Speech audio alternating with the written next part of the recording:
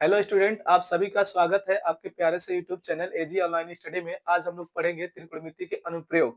जैसा कि आप जानते हैं कि जो त्रिकोणमिति का अनुप्रयोग चैप्टर होता है वो बहुत ही इंपॉर्टेंट होता है। चलिए शुरू करते हैं। आज हम लोग पढ़ेंगे त्रिकोणमिति का अनुप्रयोग। जो त्रिकोणमिति का अनुप्रयोग होता है इसका यूज हम लोग कहाँ करते हैं। जैसे मान लीजिए पृथ्वी है, पृथ्वी पे बहुत सारी चीजें ऊंचाई वाली होती हैं। जैसे मान लीजिए पृथ्वी पे मीनार खड़ा होता है, जैसे कुतुब मीनार खड़ा होता है, जैसे टावर खड़ा होता है, जैसे एक भवन खड़ा होता है, पेड़ पौधे खड़ा होता है।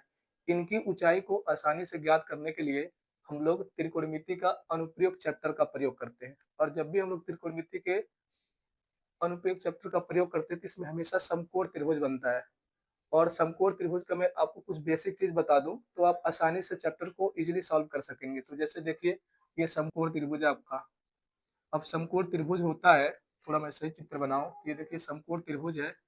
तो मैं अगर समकोण त्रिभुज बना लूं तो आप जानते होंगे कि यहाँ पे 90 डिग्री का कोण बनता है। और जो 90 डिग्री के सामने वाला होता है हमेशा इसे कर्ण कहते हैं। और ये आपका न्यून कोण होता है, एक यहाँ पे और एक यहाँ पे, दोनों न्यून कोण होते हैं। अगर इस न्यून कोण को मैं यहाँ पे थीटा मान लूं तो आप जानते हैं, अगर न्यून कोण को मैं यहाँ थीटा माना हूँ तो इसके सामने वाले को हमेशा आप लंब बोलेंगे। और ये लंब जिस पे आएगा इसको हमेशा आधार मान के चलेंगे। तो हमेशा ध्यान में रहे। तो मैं आपको क्या बताया, अगर एक समकोण त्रिभुज हो तो ये वाला लंब होता है, लंब के सामने वाला कर्ण होता है। अब इन दोनों न्यून कोणों में से जहां पे आप कोण मानेंगे, इस कोण के सामने वाले को हमेशा लंब बोलते हैं और एक बचेगा उसे क्या बोलेंगे, आधार बोलेंगे। तो जैसे देखिए, फिर मैं आपको बताता हूँ अब इसमें कैसे सवाल बनते हैं। जैसे मान लीजिए एक समकोण त्रिभुज है, चित्र ऐसे बन के आएगा आपके सामने। एक समकोण त्रिभुज है, मैं कह दूं कि यहाँ पे 30 डिग्री है और यहाँ पे मान लीजिए मैं आपको दे दूं 4 सेंटीमीटर। ये आपका 4 सेंटीमीटर है ये पूरा। और ये आपको बताना है एक्स। और इसमें त्रिभुज का नाम रख दो, त्रिभुज ए बी सी। इसमें आपको बताना क्या है, यक्स बताना है। तो इतना याद रखिएगा। इससे पहले आप चैप्टर में पढ़े होंगे जो त्रिकोणमिति का चैप्टर होता है, तो इसमें होता क्या है कि अगर समकोण त्रिभुज दिया जाता है, इसमें दो भुजाओं आपको दिया जाता है। अगर दो भुजा दिया जाएगा ऐसे, तीसरी भुजा निकालने के लिए कहेगा। तो आप जानते हैं अगर एक समकोण त्रिभुज में दो भुजा पता हो, आपको तीसरी भुजा निकालना हो, तो हमेशा हम लोग पाइथागोरस प्रमेय का प्रयोग करते हैं। तो आसानी से तीसरी भुजा निकल जाता है।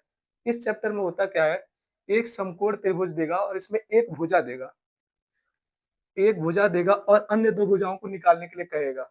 और इन दोनों न्यून कोणों में से एक कोण देगा। इतना याद रखिएगा कि जब भी समकोण त्रिभुज में तीनों भुजाओं में से एक भुजा दे और दो न्यून कोणों में से एक कोण दे दे, तो हम लोग हमेशा त्रिकोणमिति के अनुप्रयोग चैप्टर का प्रयोग करते हैं।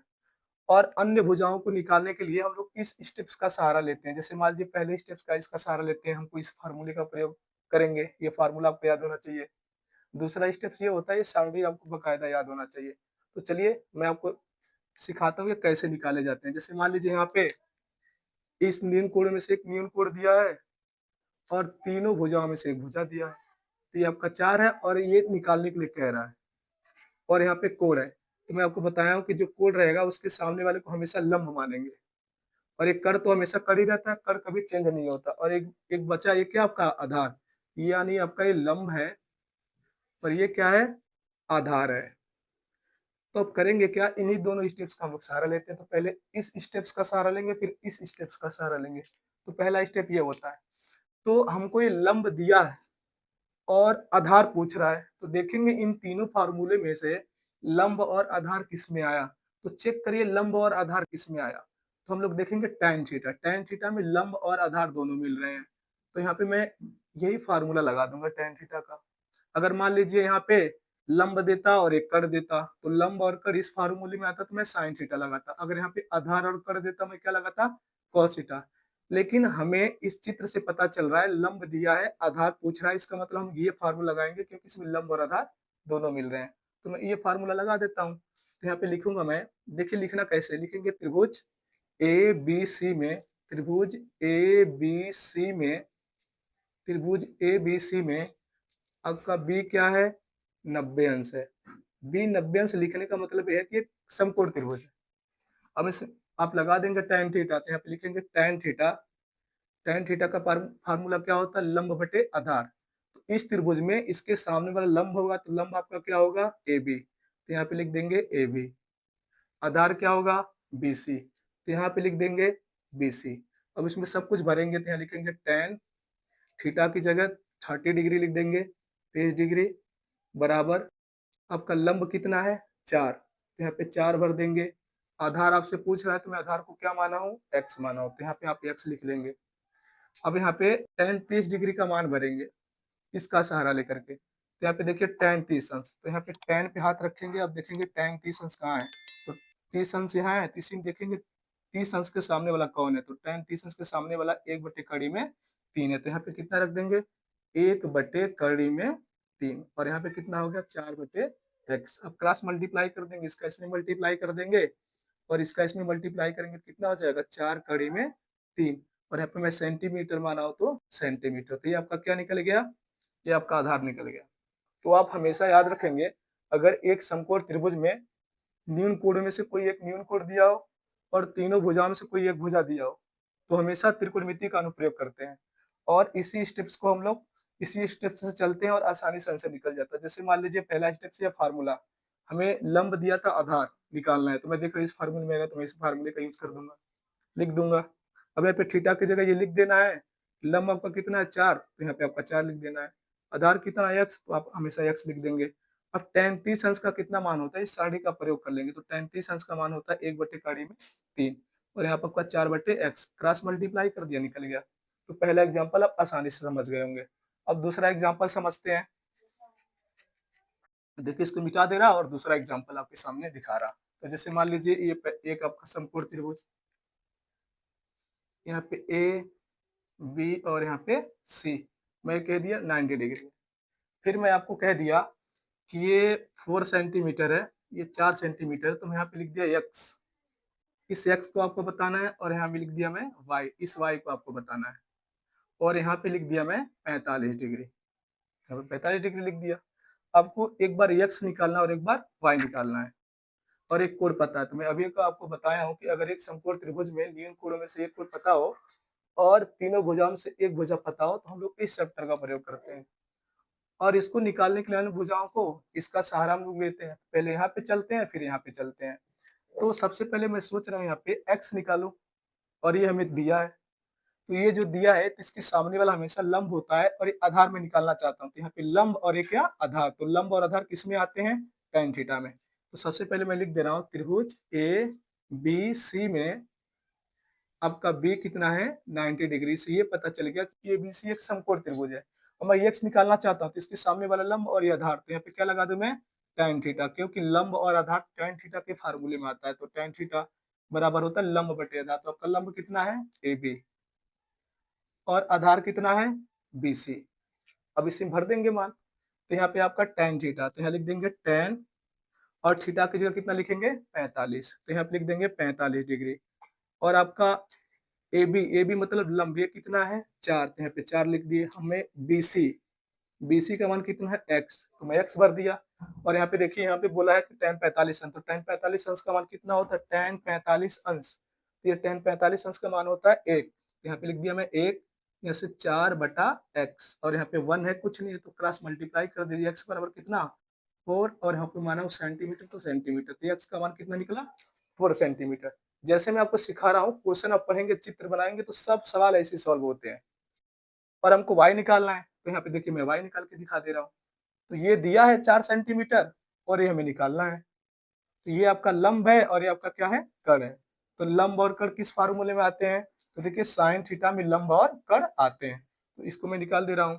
त्रिभुज ए बी सी में लिखेंगे आपका बी कितना है 90 अंश है, तो इसमें आप क्या लगा देंगे साइन थीटा, क्या लिख देंगे साइन थीटा। साइन थीटा का फार्मूला क्या होता है लंब बटे कर्ण, तो आपका लंब क्या है ए बी, तो यहाँ पे लिख देंगे ए बी, कर्ण क्या है ए सी, तो यहाँ पे क्या लिख देंगे ए सी। अब समान इसी में भरेंगे तो टाइन साइन और यहाँ पे थीटा का मान कितना 45, तो यहाँ पे लिख देंगे 45 और ए बी का मान कितना है 4, तो यहाँ पे लिख देंगे 4। ए सी का मान कितना है y, तो हमें y का मान निकालना है। और देखिए tan 45 अंश का मान कितना होता है, नहीं सॉरी साइन 45 अंश का मान कितना होता है, तो साइन 45 अंश 1/2 तो यहाँ पे लिख देंगे 1/2 2 और यहाँ पे हो गया 4/y, क्रॉस मल्टीप्लाई कर दीजिए, इसका इसमें मल्टीप्लाई करेंगे तो कितना हो जाएगा y, और इसका इसमें मल्टीप्लाई करेंगे तो 4 कड़ी में 2, और यहाँ पे लिख देंगे सेंटीमीटर। तो आपको समझ में आया होगा। अगर एक समकोण त्रिभुज में एक कोण पता हो और एक भुजा पता हो, अन्य भुजाओं को निकालना है, तो हमेशा हम लोग इसी का सहारा लेते हैं। तो पहले फार्मूले का यूज कर देंगे, फिर इसका यूज कर देंगे, आसानी से निकल के चला आता है। तो ये आपको समझ में आया होगा। अब हम लोग सवालों को कुछ देखते हैं। अब चलिए, जैसे मान लीजिए ये आपका क्वेश्चन है, एनसीईआरटी का एक क्वेश्चन है। अब इस क्वेश्चन को पढ़ते हैं हम लोग, चित्र बनाते हैं। तो ये चित्र कैसे बनाते हैं, तो मैं आपको बेसिक तरीका बता देता हूँ, चित्र कैसे बनाया जाता है ये देखिए। चित्र बनाना मैं आपको सिखा दूंगा, तभी सवाल पे आता हूँ। तो इसमें 2 प्रकार के कोण बनते हैं। आप इस क्वेश्चन पे अभी ध्यान नहीं देंगे, अभी आप मेरी बातों पे ध्यान देंगे। इसमें 2 प्रकार का कोण बनता है। पहला बनता है उन्नयन कोण। पहला बनता है क्या? उन्नयन कोण। और एक बनता है अवनमन कोण। अवनमन कोण। तो 2 प्रकार के कोण बनते हैं। अब ये देखिए कैसे बनेंगे। तो कभी-कभी आप जैसे मान लीजिए कहीं घूमने जाते होंगे, जैसे मान लीजिए आप कुतुब मीनार के पास चले गए, और कुतुब मीनार के पास जब चले जाएँगे तो कुतुब मीनार से कुछ दूरी पे खड़े होंगे, तो होता क्या है, जैसे मान लीजिए यहाँ पे मैं आपको कुछ फ़ील करके दिखाता हूँ। जैसे मान लीजिए आपका ये ज़मीन है, ज़मीन के 2 किनारा होता है, ज़मीन का पहला किनारा है, ज़मीन का दूसरा किनारा, ऐसा होता है। अब मान लीजिए इस पे एक कुतुब मीनार ऐसे है, ये आपका कुतुब मीनार है, और जैसे मान लीजिए कुतुब मीनार से कुछ दूरी पे आप ये खड़े हैं, आप ये खड़े हैं, और फिर होगा क्या, आप कुतुब मीनार से कुछ दूरी पे आप खड़े हैं, तो 2 एक सिचुएशन हो सकता है कि आप कुतुब मीनार को ऊपर की तरफ देखेंगे। ये जो कुतुब मीनार है कहाँ देखेंगे? ऊपर की तरफ।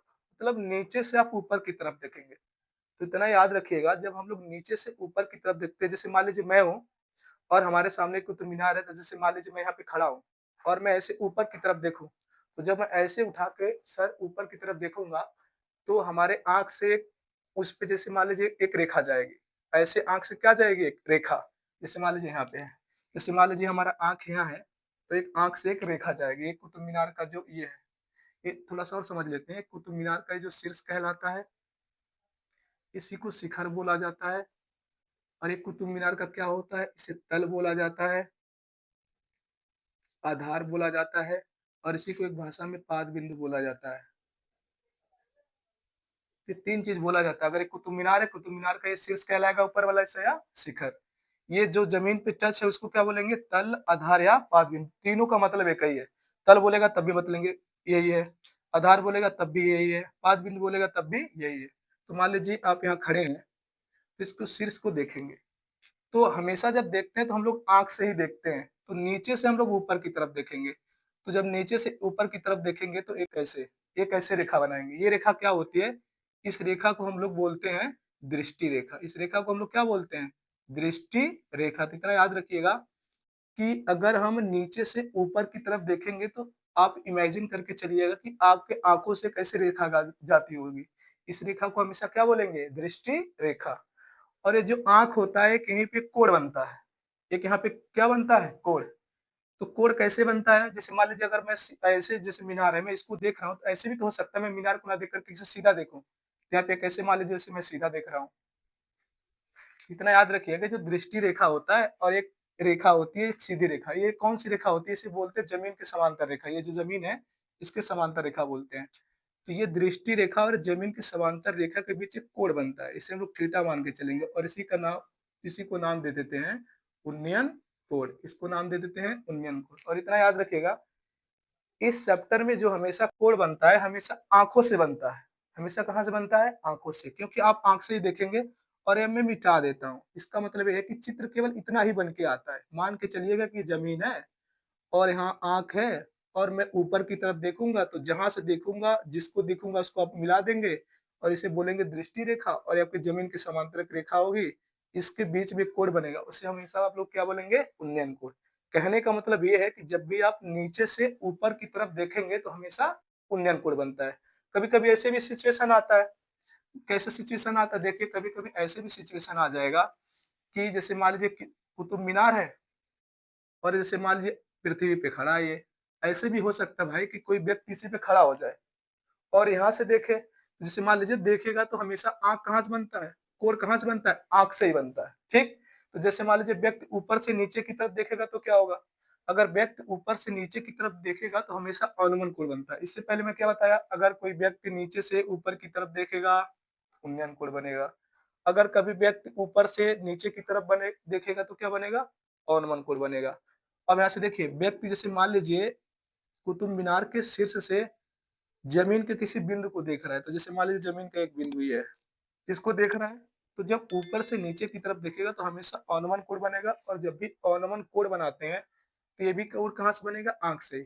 तो आंख से बनेगा तो एक आपको ऐसे रेखा खींचना पड़ेगा, किसके समांतर, जमीन के समांतर।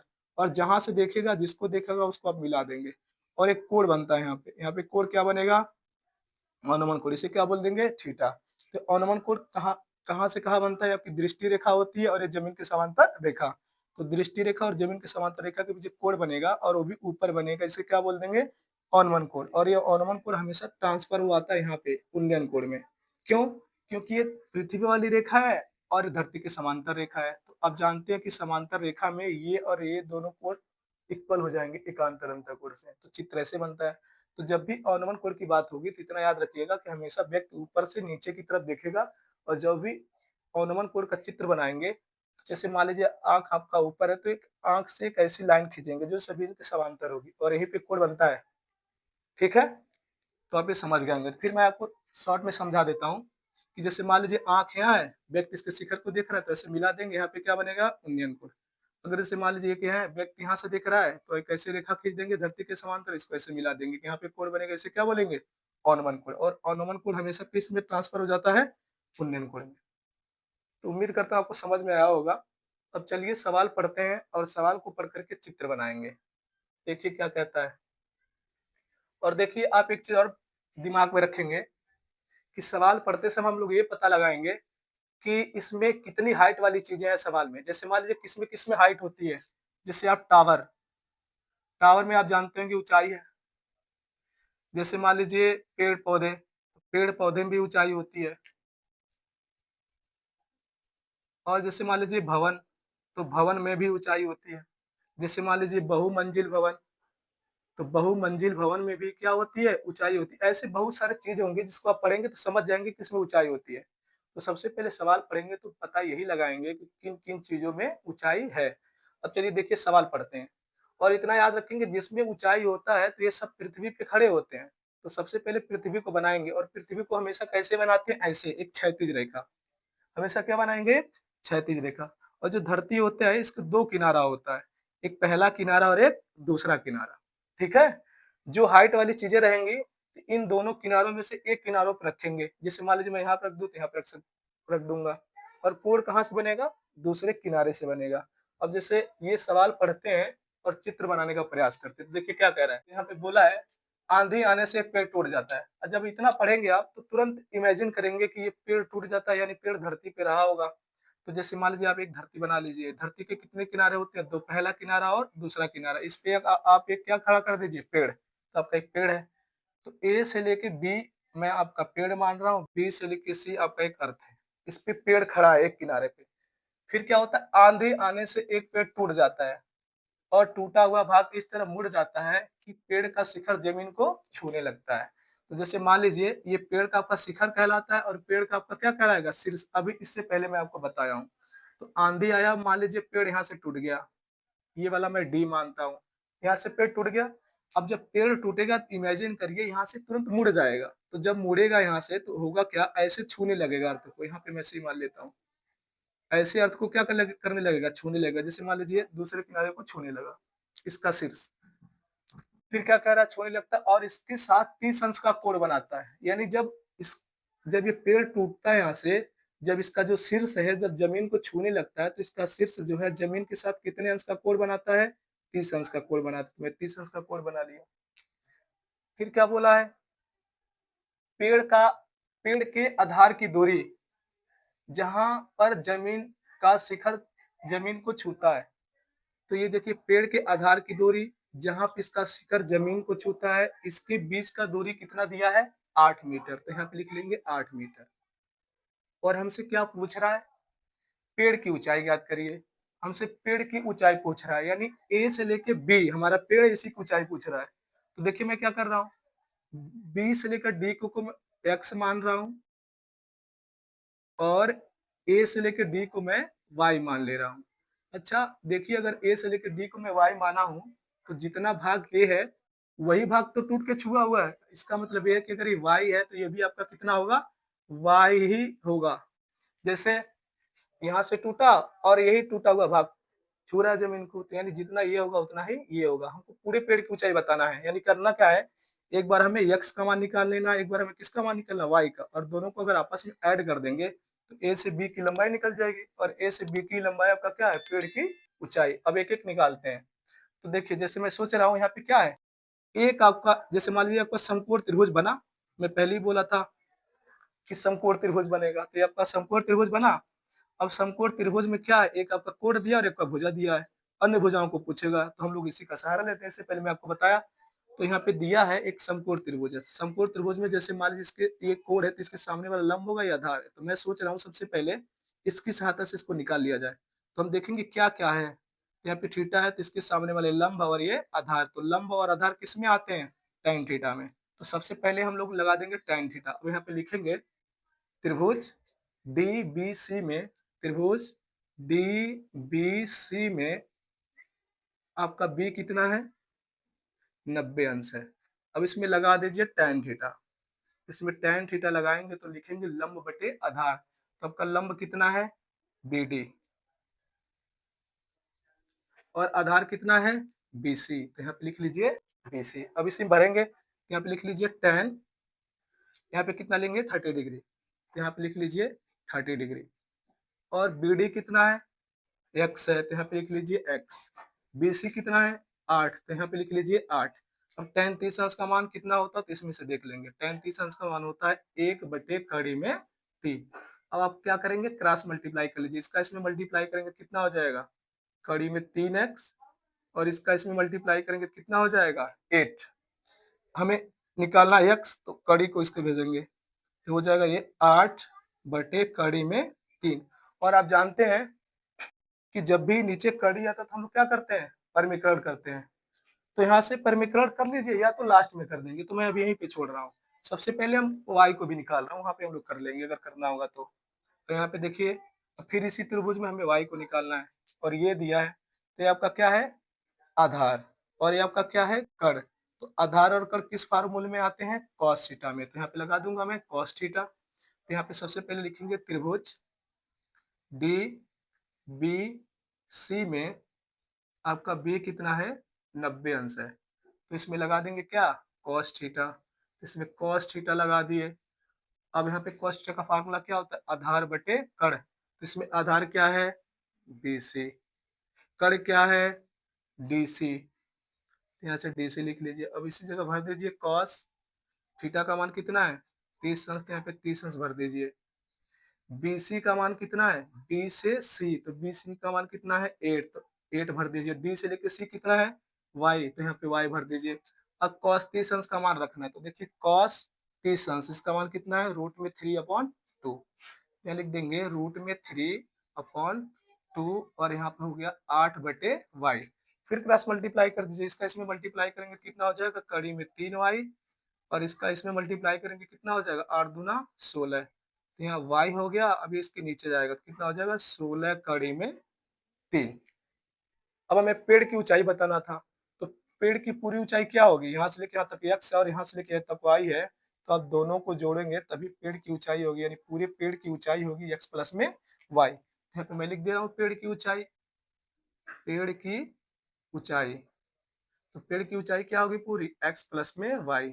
तो आपका x कितना है, 8 बटे कड़ी में 3, y कितना है, 16 बटे कड़ी में 3, और देखिए यहाँ पे हर बराबर है तो जोड़ लेते हैं। अब देखिए, अब जोड़ेंगे तो 16 और 8 कितना होता है, 24, तो यहाँ पे आपका हो गया 24, और यहाँ पे कितना आया, कड़ी में 3। अब देखिए कड़ी नीचे आ गया, जब कड़ी नीचे आता है तो हम लोग क्या करते हैं, कड़ी गायब हो जाए, तो कड़ी गायब करने के लिए हम लोग क्या करेंगे, परमीकरण करेंगे। ऊपर कड़ी में 3 और नीचे भी कड़ी में 3। परमीकरण में हम लोग करते क्या है, अगर ये सिंगल है इसी का मल्टीप्लाई अंश और हर में कर देते हैं, तो अभी कितना होगा, इसका इसमें करेंगे तो 24 कड़ी में 3, और कड़ी में 3, कड़ी में 3 कितना हो जाएगा 3। अब इसे काट सकते हैं कितनी बार में, 8 बार में, तो 8 कड़ी में 3।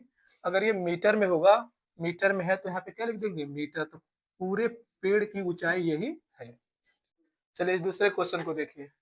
अब दूसरे क्वेश्चन को पढ़ते हैं। इसमें बोल अब इस क्वेश्चन को पढ़ेंगे तो देखिए, जैसे मान लीजिए गाँव का भी होता है, सर्कस के कलाकार आते हैं ना, तो सर्कस के कलाकार आते हैं तो कभी देखते हैं कि एक जमीन होता है, एक ऐसे खंभे लगा देंगे और एक ऐसे डोरी लगा देंगे और सर्कस का कलाकार इसी पे चढ़ता है। तो कुछ ऐसे ही सवाल है, सवाल को पढ़ेंगे तो थोड़ा सा इमेजिनेशन करेंगे कि चित्र कैसा बनेगा। तो इसमें इमेजिनेशन करने से बहुत जल्दी चित्र बनता है। तो देखिए इसमें कहा है कि सर्कस का एक कलाकार एक 20 मीटर लंबी डोरी पर चढ़ रहा है। यानी कोई सर्कस का एक कलाकार है, एक रस्सी है 20 मीटर, उसी पे क्या कर रहा है, चढ़ रहा है, जो अच्छी तरह से तनी हुई है और भूमि पर सीधे लगे खंबे के शिखर से बंधा हुआ है। इसका मतलब ये है कि देखिए, एक आपका भूमि है, भूमि के दो किनारे होते हैं, पहला किनारा ये, दूसरा किनारा ये। पहले किनारे पे मैं खंभा कर दिया खड़ा और दूसरे किनारे पे आपका कोण बनता है, तो ये आपका खंभा खड़ा है। फिर बोला है कि जो सर्कस का एक कलाकार है 20 मीटर लंबी डोरी पे चढ़ रहा है। तो देखिए लंबी डोरी पे चढ़ रहा है और जो अच्छी तरीके से तनी हुई है और भूमि भूमि पर सीधे लगे खंबे के शिखर से बंधा हुआ है। यानी जो रस्सी है कहाँ से बंधा हुआ है, भूमि के शिखर से बंधा हुआ है। यदि भूमि स्तर के साथ दौड़ द्वारा बनाया गया कोण कितना है, 30 अंश है। यानी कहने का मतलब ये है कि भूमि स्तर से और इसके शिखर से जो रस्सी है एकदम पूरी तनी हुई है। तो भूमि स्तर से और इसके शिखर पर रस्सी लगी हुई है, तो मैं बना दिया। अब होगा क्या कि ये जो रस्सी है जमीन स्तर के साथ भूमि स्तर के साथ कितने अंश का कोण बना रही है, 30 अंश। तो मैं यहाँ पे 30 अंश रख लिया। फिर क्या बोला है, जो कलाकार रस्सी पे चढ़ रहा है इसकी लंबाई कितनी है, 20 मीटर है, तो मैं 20 मीटर बना लिया हूँ। तो लास्ट में क्या पूछ रहा है, खंबे की ऊंचाई ज्ञात कीजिए। तो खंबा यही है, तो खंबे की ऊंचाई को हमें बताना है, तो इसको मैं x मान ले रहा हूँ। अब आपका हो जाएगा, इसे a मान ले रहा हूँ, इसे b मान ले रहा हूँ, इसे c मान ले रहा हूँ। एक बार इसी व्यवहारिक भाषा में समझ लेते हैं।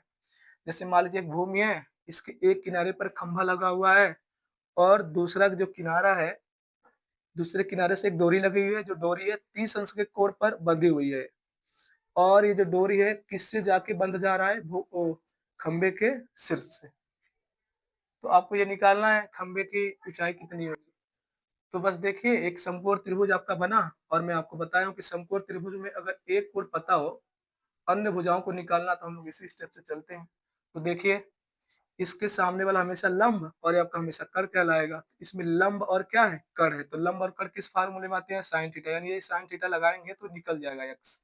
तो अब सबसे पहले लिखेंगे त्रिभुज ए बी सी में, त्रिभुज ए बी सी में आपका कोण बी कितना है, 90 अंश है। अब इसमें क्या लगाएंगे, साइन थीटा। साइन थीटा क्यों लगाएंगे, क्योंकि ये लंब हमें निकालना है और ये कर्ण है। तो साइन थीटा का फार्मूला होता है लंब बटे कर्ण। तो लंब आपका कितना है, ए बी। तो लंब आपका ए बी, कर्ण कितना आपका है, ए सी। तो यहाँ पे मैं क्या लिख दिया, ए सी। अब यहाँ पे देखिए साइन थीटा का मान कितना है, 30 अंश। तो यहाँ पे लिख देंगे 30 अंश। ए बी का मान कितना है, एक्स, हमें जो निकालना है। ए सी का मान कितना है, ए से लेके सी 20, तो यहाँ पे 20 लिख लीजिए। अब इसका मान रखेंगे इस सारणी से। तो क्या कह रहा है, साइन 30 अंश। तो यहाँ पे साइन 30 अंश, तो साइन 30 अंश का मान कितना, 1/2। तो यहाँ पे लिख लेंगे 1/2। यहाँ पे हो गया x बटे 20 क्रॉस मल्टीप्लाई, इसका इसमें कर लेंगे तो 2x हो जाएगा और इसका इसमें कर लेंगे तो कितना हो जाएगा, 20। अब इसके नीचे चला जाएगा, 20 बटे कितना हो जाएगा, 2। अब काटेंगे तो कितना मीटर आएगा, 10 मीटर। तो ये अगर मीटर में है तो आप मीटर में लिख देंगे। तो ये खंबे की लंबाई कितनी निकली, 10 मीटर। यानी कि सर्कस का कलाकार है, अगर ये खंबा लगाया है धरती से जो ऊपर है, ये 20 कितने मीटर का है, 10 मीटर का है। अब इसके शीर्ष से भूमि से बंधा हुआ है एक डोरी और भूमि के साथ 30 अंश का कोण बना रहा है और डोरी की लंबाई दिया था और मैंने खंबे की लंबाई क्या कर लिया, निकाल लिया।